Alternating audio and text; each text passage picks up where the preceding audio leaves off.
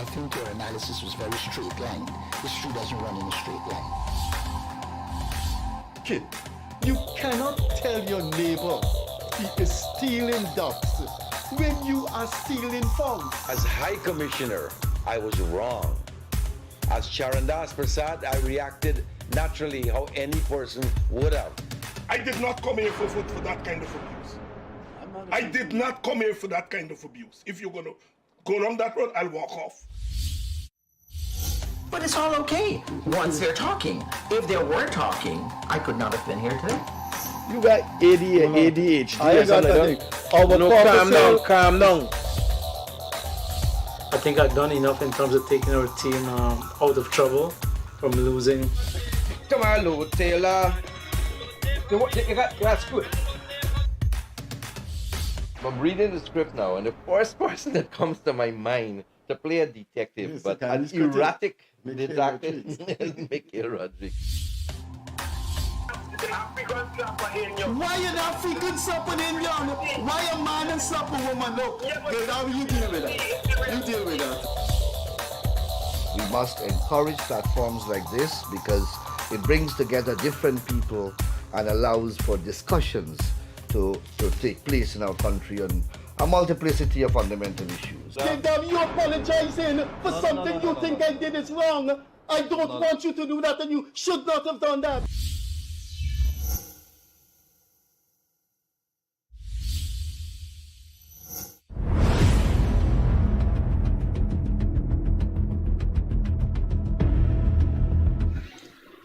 Good evening, or good afternoon, good morning, good day, wherever you are. This is a Freddie Kissoon show, and this is one of our most important shows in my viewpoint. That is because what is going on in Gaza touches my heart as someone who has studied history. Now, the world history has seen many conflicts. But what is taking place in Gaza from October the 7th last year has to be one of the most tragic events in human history, and perhaps rivals that of any other except slavery. Slavery is reputed to be, and undoubtedly, the worst crime of man against man. Between the Holocaust in Germany and the Holocaust or genocide in Gaza, it's a toss-up intellectually of which one is the most tragic. This evening, we are discussing what needs to be discussed almost daily in the world. And we are a country that have always supported the right over the wrong in international conflicts. This evening we will be discussing genocide in Palestine, which began on October the 7th, continuing up to this day. Now, please remember, there's no war in Gaza. The Jewish army and the Jewish government are sending warplanes over Gaza and now Lebanon and just bombing buildings. People are there having their dinner, looking at TV, and they die. That is what has been going on for more than a year and 2 months. We have a panel to discuss what is taking place in Gaza and all the dimensions and ramifications of this tragedy. We have Imam Mansoor Baksh from the Guyana Ahmadiyya Anjuman launch in Brickdam.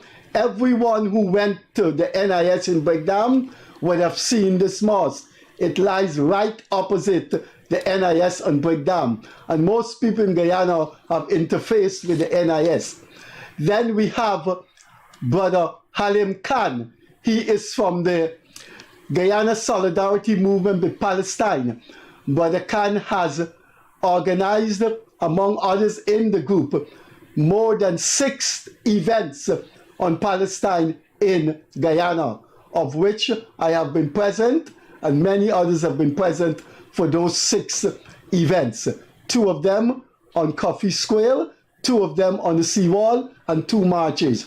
And then our third guest is Brother Mohamed Javid of the Repos Mosque. we'd like to welcome both of them and then we go alphabetically. Brother Javid, Salaam Alaikum. Walaikum salam.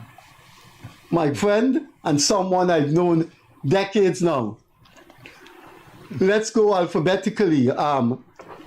Mansoor, what has happened in Gaza as an Imam must have touched your soul, mind, and heart.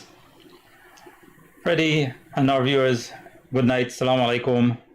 Thank you very much for giving me this opportunity. This is something that I can't talk about it or getting emotional. It is a genocide, no doubt.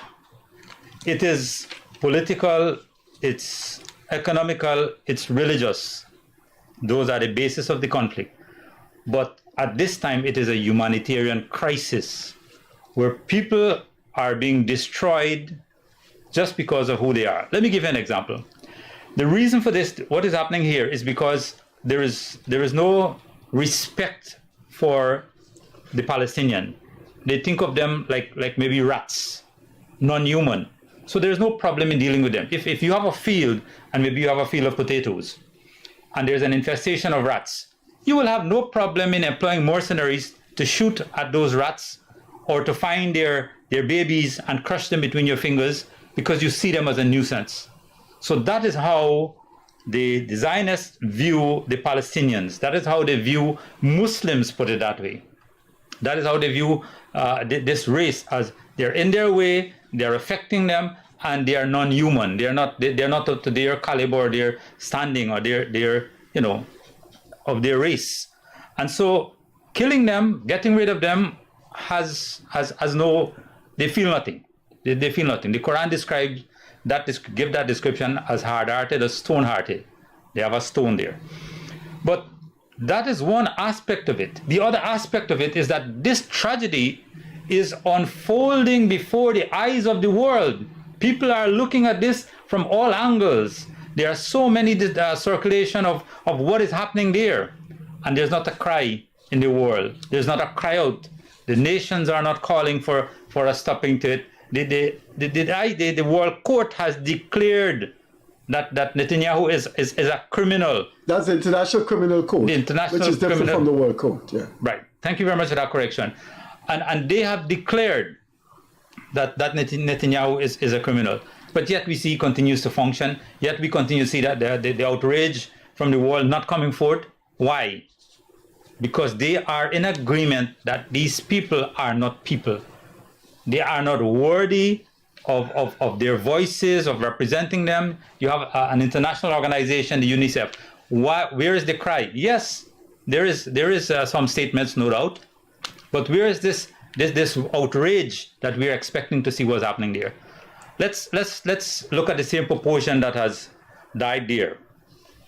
44,429 according to Al Jazeera of this morning, and at least 105,250 children. And the Guyanese proportion, you're talking about 609 people, in the same proportion to the Guyanese population. Imagine in Guyana if 609 people would have died. For the last election, there was a cry about 400 people. If there is 609 people who are deliberately killed, look at how some of these cases. 65 doctors from America testified that the children that came to the hospital on a daily basis were headshots and heart shots from sniper bullets. One doctor said he could not put his telescope more accurately on the heart than how that bullet hit that heart. Some of them are hit by 2 bullets. That means there are more than 1 snipers. Now, what we are seeing here is, and I know I'm conscious of my time, what we are seeing here is a murder, a genocide, an eradication, a cleaning of a land of people who belong there. The religious aspect, the economic aspect, we can look at it, but right now let's look at the humanitarian aspect, that these people are deliberately being killed. Thank you. Mohamed Javid of the Repos Mosque. It's always good to see a young person in the forefront. Yes. Thank you for affording me this opportunity, Mr. Kissoon. So there's I am a budding psychologist, so I if I've done some research on some childhood depression and how that affects children. There are still some children that are alive in Palestine. They are around 1, 2, 3, around that age group. Imagine being a 5-year-old in Palestine. Your mother has been assassinated, your father died, your sister died, all of your grandparents. You are left alone to wander the land. How do you recover from that in 15 years from now? What do you think would be the state of mind of those children if they manage to survive? What would be their state of mind? Would they be able to cope and function as an adult? And that's where we're at right now. There are some children that are still alive, but they are currently starving. There's no accessible water supply nor food. There are one or two trucks that go in there daily from Egypt, but it's not enough to supply the children that are alive. But that's currently what's happening right now. So there are also children that died before they were born. They're still in their mother's womb. So there are pregnant women that were also killed too. So the genocide has no mercy. Brother Halim, you've been here on this program speaking about Palestine twice. And I think Guyana should thank you for some of those events that you have organized. Definitely. Good evening. So, thank you. First of all, let me say I'm very grateful to be on this program here, and you've invited me to be on this program. I would say good evening to each and every one of you out there. Let us go back to the size of Gaza so we could understand what really is happening. The Gaza Strip is 25 miles long. The width of one point is 10 miles, and going on to the other parts, there might be 3.5 miles. And this would give us an idea if we were to use Guyana as one of the places which we could get to imagine what's happening. It's like from Georgetown, Stelling to Puerto Rico. And can you imagine you've been bombing this place for 1 year? Carpet bombing, all the bombs you think about, 2,000-pound bombs, and everything you could think about, bombing an unarmed civilian. This here show clearly is not about hostage, that they want back these hostage, because the bomb would not show and say, well, listen, here's a hostage, or here, don't actually get here to harm people here, just harm the other people who are Palestinian and not the hostage. This show clearly that when you're going to kill over 40,000 people, civilian, 70% of that 40,000, and that's leave out how many persons are in the rubble. That's maybe a next 100,000 in rubble. This for over 40,000, this is what they have as recorded. That's what they have. And they have over hundreds, as Brother Mansoor have said, over 105,000 injured. And those injured persons who they're talking about, and why I mention persons, so people know they are people, they're not animals, so they're killing. So when you have over 70% is children and mothers, female, you're trying to wipe out a population. You're talking about 100 hostage, what have to be released, or whatever the figure now today because of the bombings. But you have over 10,000 Palestinian men and boys in your prison. And if you could show, the world can show at this point that the bombs which they drop in on them and the starvation which they use the starvation will be used on the people as a tool, as a weapon also. That's included food, water, and medical attention.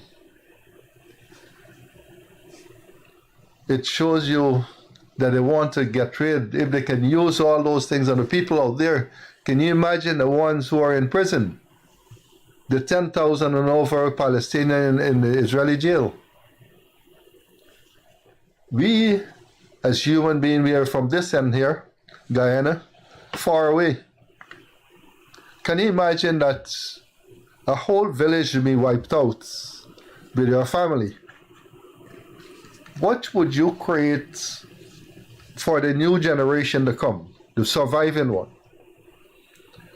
You hear most of the time they want to get rid of Hamas, but you're creating, every Hamas you kill is like a tree. You're creating an X25 because it's somebody's family or so. But we all see that the schools, they tell you that this area is a safe zone, and then they would bomb those schools. Just this morning, in one of the US UN-run schools, in terms of shelter the Palestinian, they have dropped bombs on them and actually force them to migrate from that area. And they're telling you, can you imagine, if you're seeing a child taking some water from somewhere, and you have that heart as a soldier to use a sniper gun to shoot that child, what else are you capable of doing? And what they have done in many cases, they use a child as a bait. Shoot that child so the mother and other person would come to the rescue. Shoot him in such a way so you hear that scream. And when those persons go out to them, then they fire shots on the rest of them and kill them. The chef, one of the chefs of one of the schools, who have been cooking for them, preparing for them. So what they do, they make sure that they starve and nobody will cook for them. They target that individual and kill that individual, the one of the chef who cook on the main area to help the Palestinian in terms of food. You have also that the hospitals. If someone has the heart, you know you're carrying bombs and you want to kill terrorists, as you may say, and you're going to press a button on a hospital, and you attack the hospital with drones and different things, and you're controlling that. It tells me that, and it tells the world also, that the very drone which you control and you see who you're going to target, unarmed civilians. Unarmed civilian, and then yet some of the world, some of the powerful army that they have, some of the country who controls them too also, still sending bombs, and seeing this on national television every day. And I think that the United States has the power to say that ceasefire now, or else we will not give you any aid. We will not send any military aid for you. But I must blame the neighbors around Palestine, where you have Muslim leaders. They are the ones who allow the Zionists, I don't know how they call it, the Zionists calling other persons terrorists, but they are the biggest terrorists, and you look at it. You come in, but those persons who are the resistant fighters in Palestine, according to international law, they have the right with any occupier. They have the right to defend themselves. So you cannot look at them as terrorists. You have to look at them as resistant fighters. I would pause for now and then. Yeah, so we go back to Mansoor. This thing raises the question.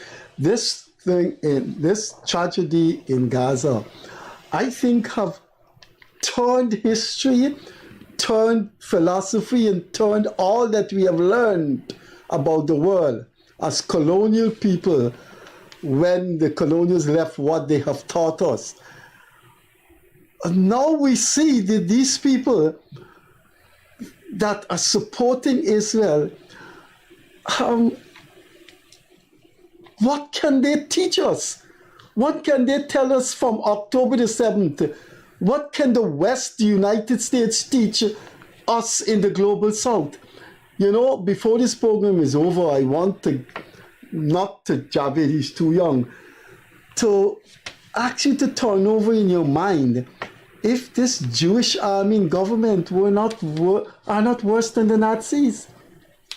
I will tell you why I said that.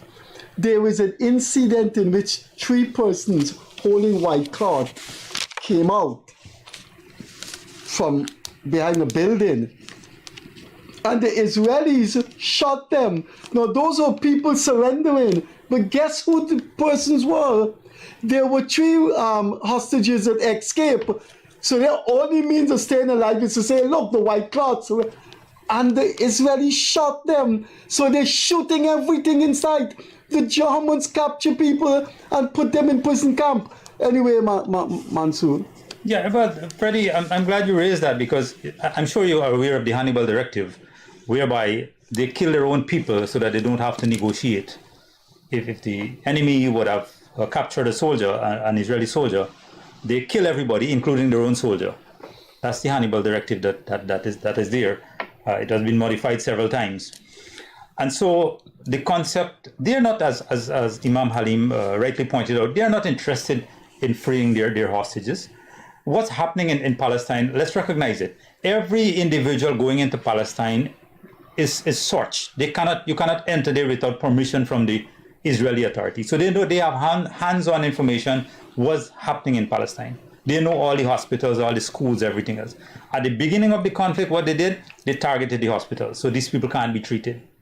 And they do the double tap method. You know, they, as Imam pointed out, they shoot somebody or send a small bomb, and when there is a big crowd, then they send a bigger bomb. So that's the double tap method that was, I would say, introduced in Afghanistan, and now they have perfected it. They didn't introduce it, but it was introduced by the same group of people. And so what's happening here is that it is a targeted genocide. We would have heard of tribes being eradicated for the oil in Brazil, in America, in other places. And in this case, as I said earlier, it's political, it's economical, and it's religious. Economics, there's a vast resource, gas resource off the coast of Gaza. But so they need it. They plan to benefit from that. But also, as I pointed out, or I made a reference to rats eating your potatoes, those rats also sometimes attack them. And so the Palestinians have formed themselves into groups and retaliate and respond, which is, in this case and in my view, it's a stupid thing to do. You can't go with a stone throwing it at a tank. It's not a wise thing to do. And many Muslims are calling for jihad and are saying that this is the right thing to do. I don't think it's the right thing to fight the army. Yes, there must be some system of running, of hiding, of defending yourselves, of protecting yourself, but not on open warfare. So what's happening from the Israeli side is that they are sweeping the land. They killed before, they had wars before, we killed the adults, but then those children came back to be resistant fighters.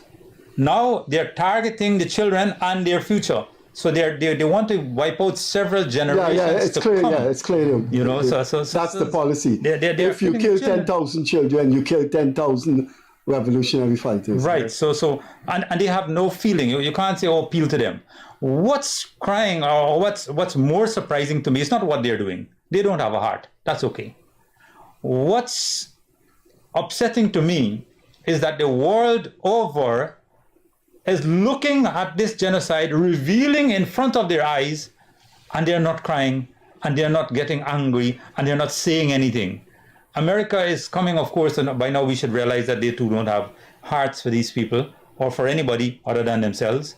And most of the other countries, they only think about themselves, and they don't see these as human beings, or they don't see us, including all four of us here, as equal to them. And that's the problem. The problem is they must have the supremacy, and they don't care at what cost. So that's my view. I want to touch on something you said, which will tie in philosophically with the whole question of racism from colonial times. So before I go to Javid, there was something I want to point out to our viewers and the panelists in case they didn't see it. When the Russians attacked Ukraine and people were fleeing from Ukraine and going into Poland and elsewhere, there was a journalist on one of the world's top media house. And this is what he said. He was emotional and he didn't realize what he was saying. This is what he said. Oh my God, look, they're like us. They're people like us. They're not Afghanistan. They look just like us. That was the man bringing out thousands of years of psychic harm. Indoctrination. That we are the pinnacle of civilization. So there's, one would wonder, where did Palestine get all of these weapons from to commit this genocide? So it is public record that the U.S. government... Yeah, you mean not the Palestinians, where the Israelis... Sorry, where the Israeli got those arms. It's been supplied by them. It's funded by the U.S. government and it's supplied by the British government. The Prime Minister Rishi Sunak, his family owns the weapon company. So it is with those evidence submitted, it would be wise to conclude that neither the U.S. government nor the British government has any moral compass. I don't think they ever had, but anyway, they had tried to advertise that they did, try to govern other countries, show them how to act civilized, but they themselves can't. But do you practice what they preach? But Mohamed, do you realize, before we go, if wasn't for Gaza, and you didn't have Gaza, those very people would have kept banging away in the third world on the global south countries. You must support Ukraine. You must support Ukraine. They're so ashamed that they don't mention Ukraine when they're dealing with countries in the global south, because people will tell them, why are you telling us about Ukraine and your friends are behaving worse than the Nazis in Germany? But Halim? Yes. When you're going to say to the world that every day 308 truck with food and medicine going into crossing the border, one thing they're not telling you is that these trucks don't reach their destination, because it's set up by the Israeli government before it reached there. It's been looted. That's the only way, because if you want aid to go to a specific area, like Gaza, North, you would not be bombing there. You would encourage people to be there so you could deliver that aid. One of the other things that we have to look at with the hospital, Shifa and Nasser Hospital, where they'll find, and this isn't kept secret, hundreds of persons being bound together with their hands and their feet. And that is mass grave which they bury them alive. That is to tell you the brutality. And when we look at how they get to Palestine, the European Jews, it's not that the Muslim was prosecuting them. The Muslim is the ones in Palestine who have open arms, greet them, and settle in the land. And Guyana, they have done that in Guyana because Guyana is one of the places. Yeah, I that mentioned. they were right. They was thinking about coming to Guyana. People keep telling me we have done several shows for the past 2.5 years in Palestine, and people would meet me in the supermarkets and say, Freddie, I see the show. Why if them Jews they come in over to tell me we gotta go to Trinidad. They got Indians in Trinidad, they got Africans in Trinidad. Y'all go to Trinidad. This so we were saved. Yeah, you know, we are not racist, but when you look at it, they want to have that white supremacy in them, that they think that they are the one, and they are the Jewish people. And when you go back to what I was saying concerning the persons who were prosecuting them, they were not Muslim prosecuting them, so they said, and you would see on national television that they said that, oh, we leave this land 2,000 years ago, so we came back now for it. You cannot occupy a nation and don't expect resistance. And even you have prisoner of wars, there is certain condition also, humane condition, that you have to treat them as human. But while the Palestinians are alive, they're treating them and showing the world. Every time the World Court or the UN try to do something, they always come back, and you would have noticed that the prosecutor who would have mentioned about the arrest warrants for Netanyahu and the Hamas leader and his defense minister. And they're saying now, next country is saying we're going to sanction you for doing that. And you're seeing what these people are doing to other human beings. And you have mentioned Guyana. If these people are here in Guyana, then I don't know what will happen. Not Trinidad. They'll probably send us in the bush where there's no water, no food, and probably only creeks and so on where the water run through. And make sure you don't get a drop to drink. Because they're showing the world that first when the war began, and I would not call it a war. It's not a war. War is a confrontation between two armed forces. Right. Navy, Marines, Air Force. Right. That's not a war. There's a war in Ukraine. Right. So I wouldn't say that is a war that they have. Is what they want to occupy the Palestinian land. That's what they're trying to do presently now. They occupy the West Bank. Then they had Gaza for some time, and then they give back to Gaza. Now they want back Gaza. But all of us know that the reality in where they're going, if you're killing babies, you have babies who is about over 700 babies they kill for the year who is below 1 year old. So how can I don't know how these people just go home to their family and sleep, but they don't want to give you the figure because most of the family and the soldiers, some of them refuse because they cannot even take it because of the conscience what we be doing. And then not that alone. If you can shoot at a small child, 7 years old, what when you reach a 13-year-old female in that house? What would you do? The army I'm talking about. There's many rapes, but Muslim, they try to but the Western press isn't going to bring that up. They're not going to bring it up. The Western media aren't going to bring it up. Because if you're going to shoot at a 7-year-old kid with a gun, and then you have the heart, you can gang rape, and that's been happening. But they have been sexually assaulting male prisoners in Israeli jail. Yes, well, that's the mentality what they have. But plenty of the soldiers, their family going through a mental health problem now, but they don't want to show the world that, because why would you want to, in Israel, the Palestinian land, why would you want to open more and more hospitals to take care of mental people? So they are creating some people with mental problem, and that's not good for their country if they want to go forward.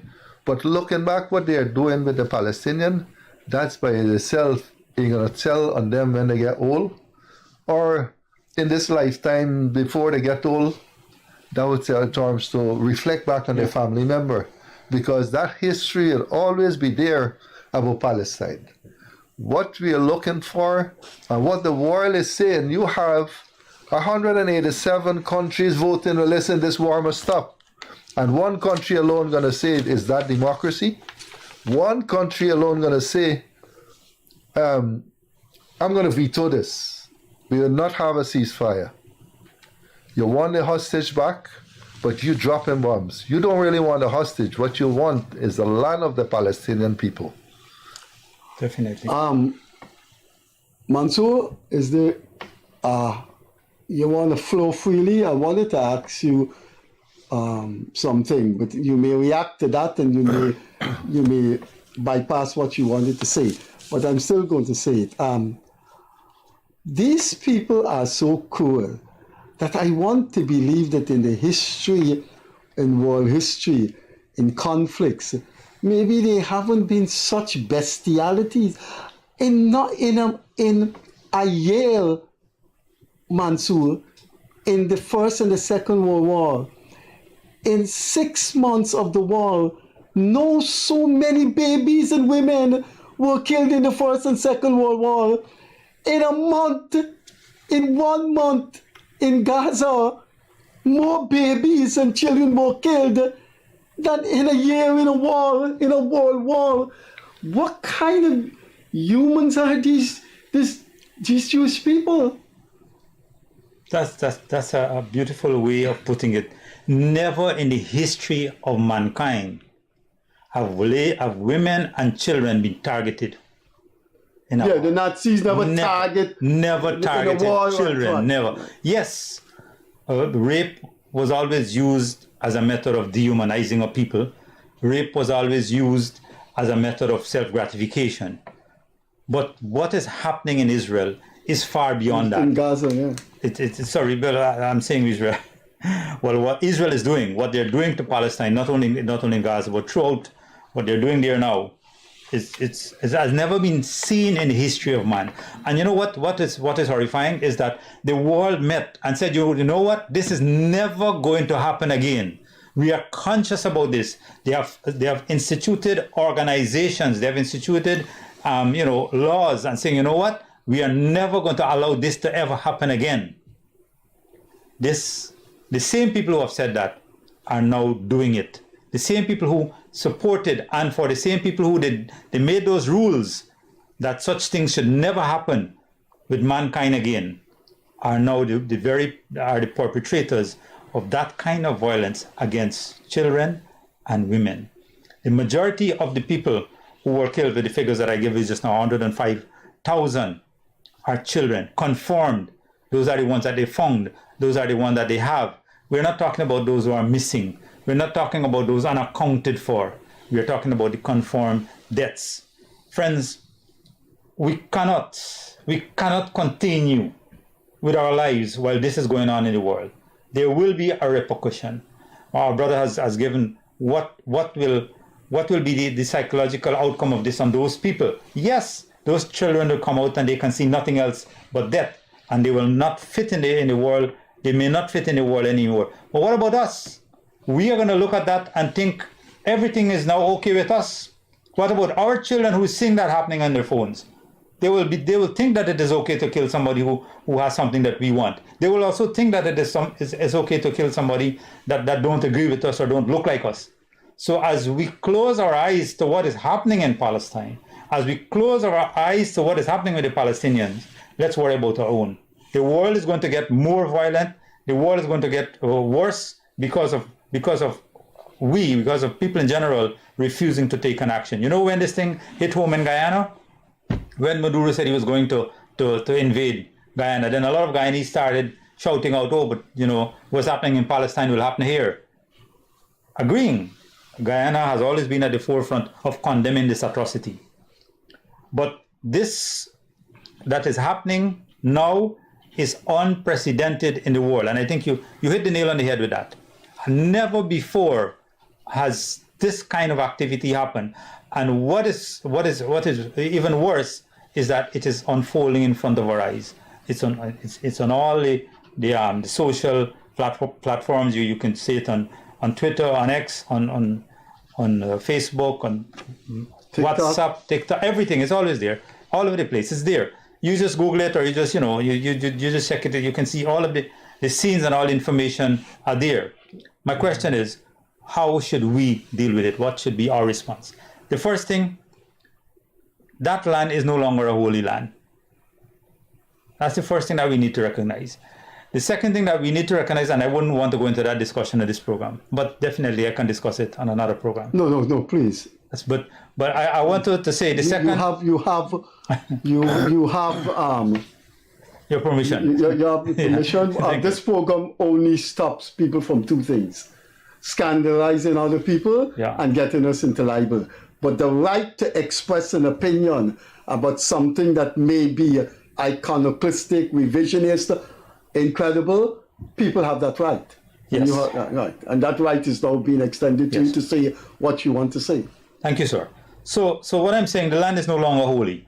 It's at one time it was the land where a prophet came, and then when that prophet died, another prophet came, and another prophet came. That was the Israelites' prophet. But then the prophet Mohamed, peace be unto him, came. And in a hadith he says, my ulama, the learned men of my community, ulama ummati, Ka'anbiya Bani Israel, are as the prophets of the Israelites. In other words, the learned men of the Muslims are now like the prophets. There can be no prophet after the Prophet Muhammad, peace be unto him. And then in chapter 17, there is a verse which says that we have taken our servant by night from the Holy Mosque to Masjid al-Aqsa. And symbolically what it means is that the Prophet Muhammad, peace be unto him, has now inherited all the blessings of the Israeli prophets, and Jerusalem is no longer that holy place, but Mecca is now the center of holiness. So when we understand that, we would realize that we are fighting a lost cause. We are not fighting for a holy land. We are fighting for a cursed land. We are fighting for a people or a place that has rejected one God. A place that has rejected that God is unseen. A place that has rejected that God has created all mankind. And so I started by saying that, and then to move on to say that the Muslims are misguided into thinking that they could fight the non-Muslims.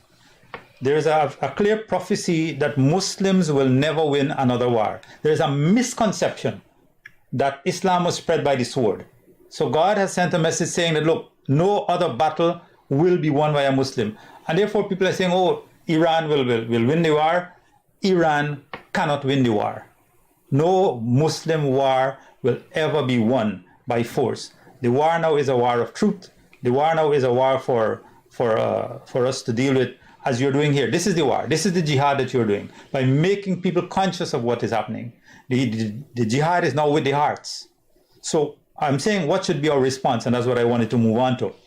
What should be our response? By making these kinds of calls that we're doing here today on a regular basis, maybe once a month, maybe the first week of the month, maybe the last week of the month, on a regular basis, keep the message fresh, because that's what the Jews did.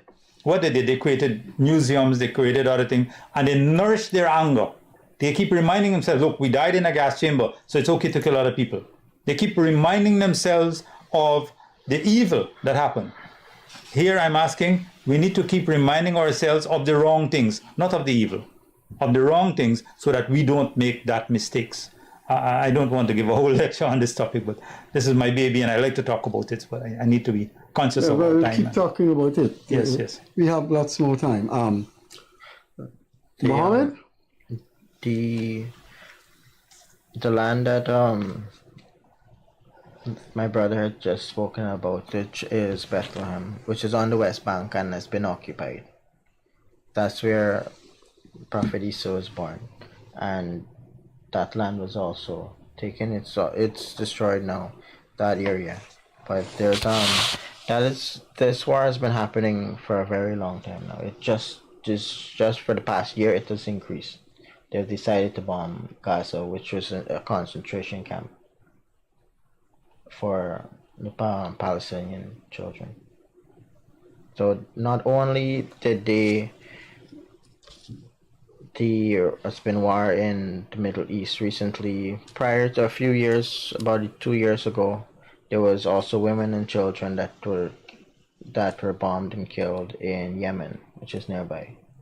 Yeah. So there are other states around here that were also women and children died because of this war, and there's no No one wins in war. And there was mention of Maduro and Guyana. Guyana doesn't have an army. We have a defense force.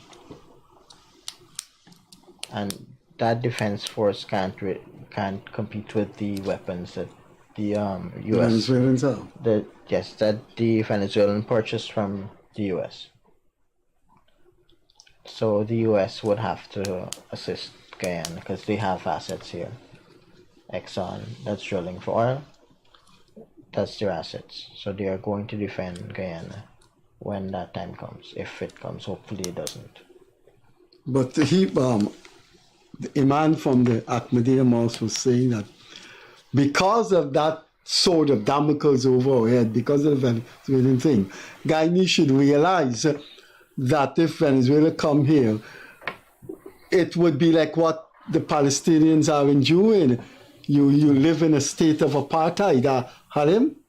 Yes, and the very first thing, let's say, but I doubt they would want to invade here, Venezuela. But let's go back to the Palestinians. I doubt that too.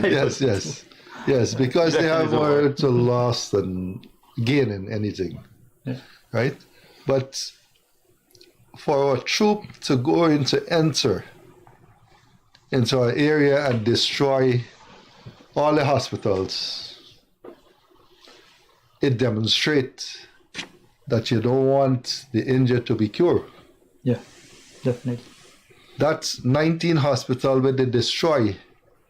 And just recently what they're doing, they're targeting doctors. These are not Hamas. They have a telescope to check somebody, and they have a little gloves. They have one of the hospital, Kamal Adwan Hospital, where just recently, from time after them, this is one of the few hospitals in Gaza which operates in a minimum basis what they have right presently. And what they did is like they sent in drones, 5 times they bombed that hospital to make it non-functionable. And also the director, who is a orthopedic surgeon, who normally would help these injuries to put them together, what they did with him, they arrested him and tortured him, and he died while being tortured.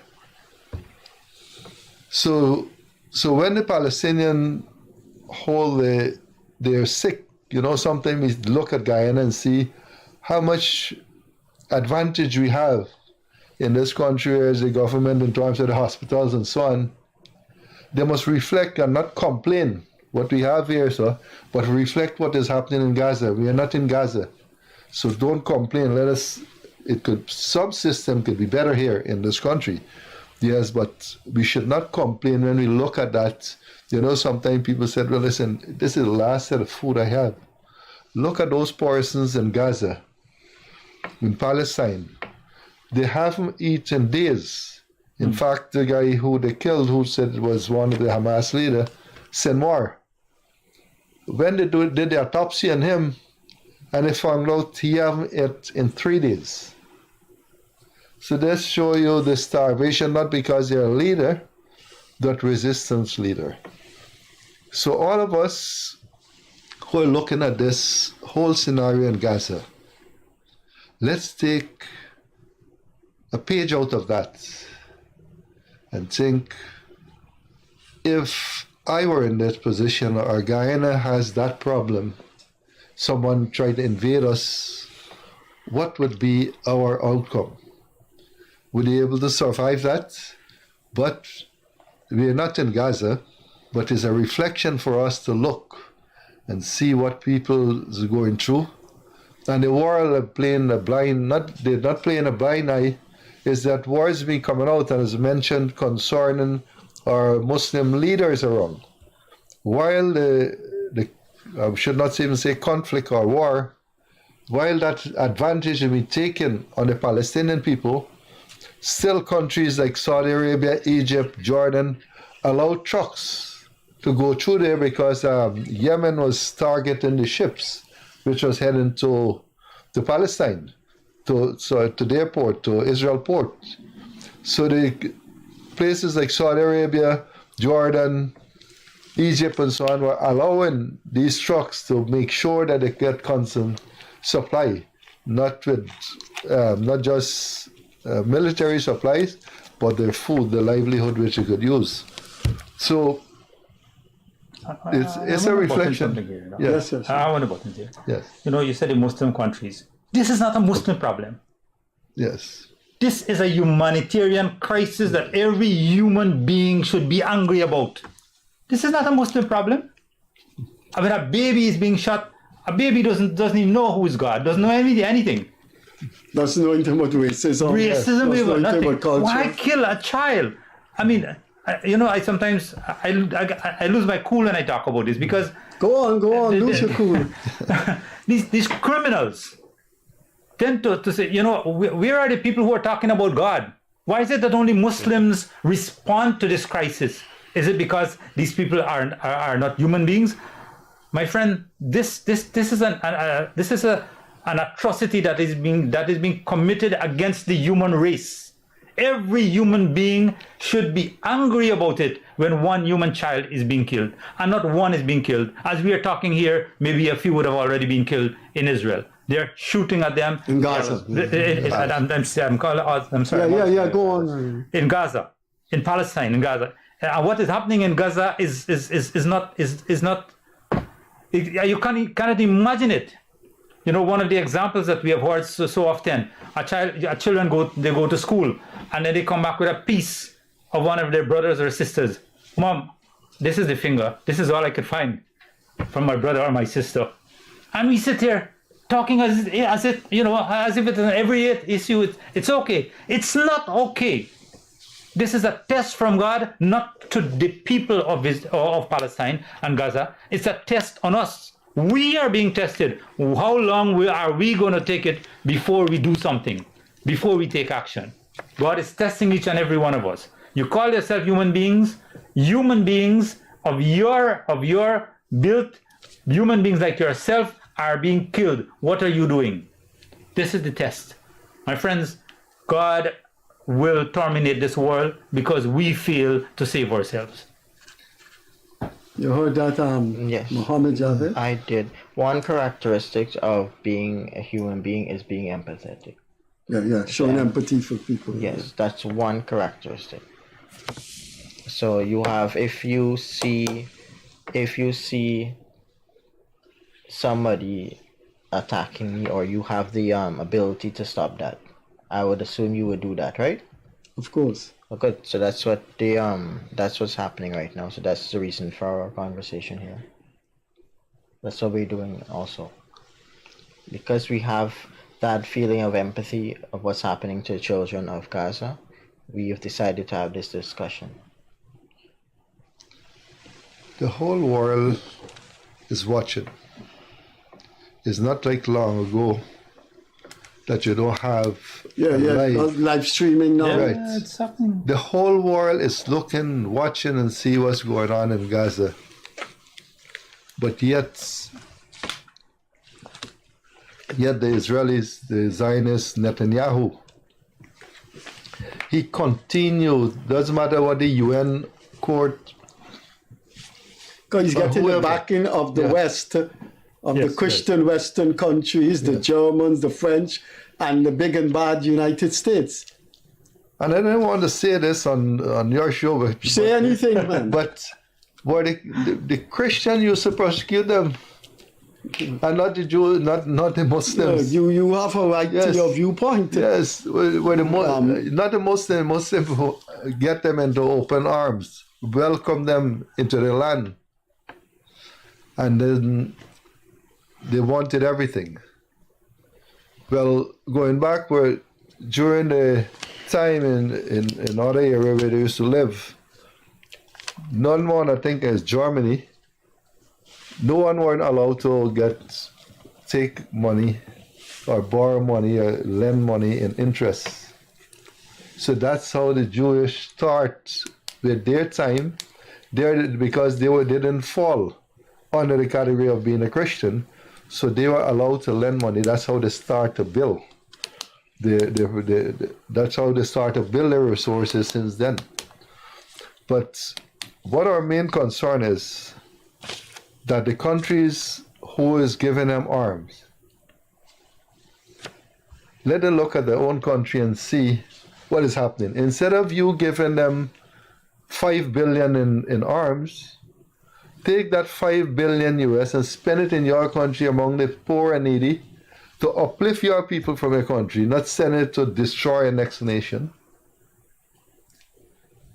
We know that this war is going to come to an end soon. Everything will begin. It has an ending. It must have an ending. But after the ending, if you want to become, or you want your name to leave behind, you know how they said the butcher of so-and-so? Forever you're cheering. Like the slave master used to bring people, and they have them right now, they know the names, the grandchildren name. Your grandfather used to do this. Yeah. That is how it's going to remain. Your grandfather, Netanyahu, used to be the prime minister, and he used to be the butcher of Palestine, the Palestinian children. And if you want to fight, if you want to call it a war, put down your aircraft and your tanks, and then fight in an open way. Then you're going to know the resistant fighter, they know what they're fighting for. But you, Netanyahu, you're not sure what you're fighting for. Even the people of Israel is turning against you, and you don't even have an objective what you're fighting for.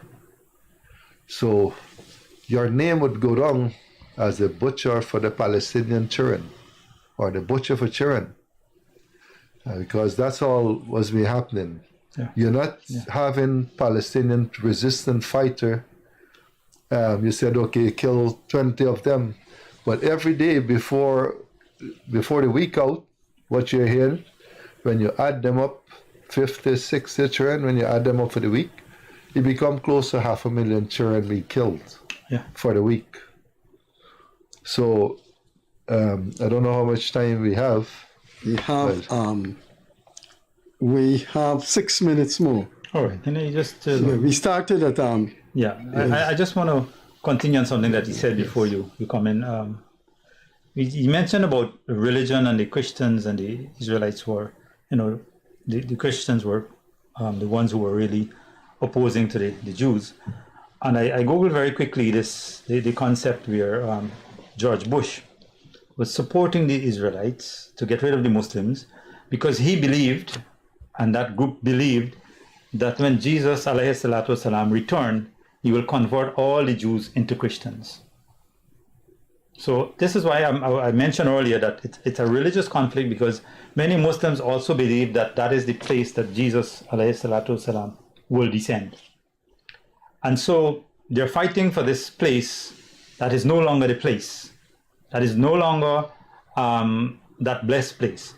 And I just wanted to highlight that the support of America to Israel is while some parts of it is religious, some parts of it is some support is economical because of what they also get from it, but mainly it is political. That's their base. That's their first defense against the Arab world. Once Israel is there, they're not worried that Iran will attack America. So that's their advanced warning and defense system. So all along, it makes sense for them to do that in their weird thinking, but that is something that will lose, because look, American soldier burnt himself in front of the Israeli embassy. A lot of the people, as Imam Noel pointed out, it's having a negative reaction on the people. They might be winning at the war at the top level, but the hearts of people are with the Palestinian. The hearts of the people are against this whole Christian concept of murder by extension and doing whatever is happening there. And therefore, what is happening is that one of the examples that we think that Trump won on is because of his position on end to war And implicit in that, we say if he says an end to war, we are thinking that he will also end the war in Palestine. So overall, religion did play a part, religion is playing a part, and religion will continue to play a part because it guides the action of people. It guides the way they think. It guides the way they see and interpret things. That's my view. If I may yes, go ahead. You've been more quiet in the panel. So there is about 80 countries that have Jewish people. Yeah, I see you've been Googling it. Yeah, so there's it's not a war against Jewish people and Arab people of Palestine. It's a genocide by Israel. So it's not just Jewish people. Zionist. Call the word. Zionist.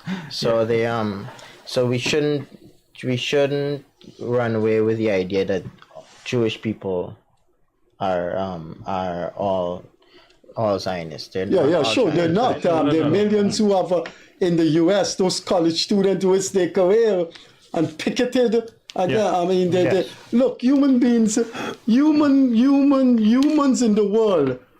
It's the leadership of the Western country, Germany, Holland, France, Canada, the US, the UK. It's the leadership of those countries, not the people. Do you know the Italian Prime Minister, some fascist lady, Meloni or whatever she is? She asked people on the anniversary of the Holocaust to observe. They had big pro-Palestinian demonstration. People ignored her. So, look, our time has come. Let's go alphabetically and let's wrap up. Mansoor, your thoughts on this genocide that was unthinkable after what the Jewish people went through? The very thing that the Jewish people suffered in Germany, they're doing. It's unbelievable. Let's sum up before we go. I just want to say thank you for this opportunity for being here. Thank our viewers for we'll spending some time with us. I want to say that this is an ongoing fight. The Israelis or the Zionists will not give up until they have achieved their aim of cleaning, of killing all of those Palestinians and acquiring that land. And therefore, we cannot allow it to happen. We have to find some method of stopping them, and that method cannot be force. Let us continue to appeal to the hearts of those human beings who have not yet become stones. Thank you. Javid, in a few years, I keep calling you Javid because Javid is a known Muslim first name. Yeah. His last name is Javid. I get all your friends is call you Javid. Everybody. Students call me Javid. I have a nephew named Javid. The famous cricketer Javid Mian, that he was named after. So in a couple of years' time, we refer to you as Sheikh Javid or Imam Javid, right? Inshallah. Right. We gotta go, Halim? Yes. So as I mentioned before, the United States, they can stop this war today, not tomorrow, by saying to the Prime Minister Netanyahu that this war must stop today, ceasefire now. Urgent action is needed to safeguard innocent lives and allow the healthcare system to function. Israel must stop attack innocent civilians, and Israel stop attack innocent civilian immediately. Okay. And we must have immediate ceasefire. Thank you. Thanks for being with us. You were looking at the program on Palestine. This is perhaps our 6th or 7th program on Palestine. I was given these Palestinian things to wear on the show. Thanks to Sheikh Musab for giving me, actually donated one of this to me, and Brother Halim has loaned me one of this for the show. I donated the red one to you. Oh, well, he said he donated it to me. Our panel was Imam of the Ahmadiyya Mosque, Ahmadiyya Anjuman Lahore on Big Dam, Ahmadiyya Mosque of Guyana. Everybody would have seen that mosque or looked at it sometime because it sits right next to a place we visit all the time, the NIS. Halim Khan has appeared on this program for the 4th time. He is an organizing person with the Guyana Solidarity Movement for Palestine. And we have a young and upcoming Muslim cleric, Mohamed Javid from the Repos Mosque. We will have much more to say on one of the world's one of the saddest and unthinkable tragedy in human history.